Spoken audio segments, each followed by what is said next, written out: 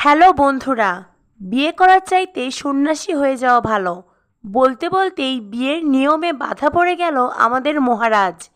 ইতিমধ্যেই নিশ্চয়ই তোমরা দেখেছ, আমাদের মহারাজের মুখে আইবুড়ো ভাত তুলে দিয়েছে ঠাম্মি। আর ঠাম্মি আসার পর থেকেই মহারাজের মা পুরো জব্দ হয়ে গেছে। এতদিন যখন তখন মহারাজের ওপর ছুরি ঘুরিয়েছে তার মা, কারণে অকারণে মহারাজকে কষ্ট দিয়েছে। এইবার মহারাজের ভালোবাসার মানুষ ঠাম্মি চলে এসেছে। প্রত্যেকটা পদে পদে মহারাজকে এবার সাপোর্ট দেবে ঠাম্মি। আর ঠাম্মির মুখের ওপর কেউ তো কোনো কিছু বলতেই পারে না।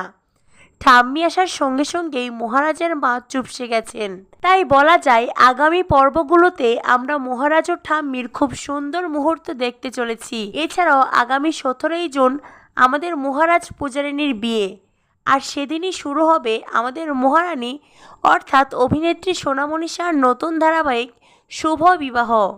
তাই হিসেব করলে দেখা যাচ্ছে একদিকে মহারানীর শুভ বিবাহের দিনই মহারাজের শুভ বিবাহ সুসম্পন্ন হবে।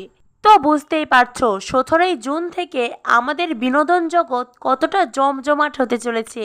আমি তো দারুণ এক্সাইটেড।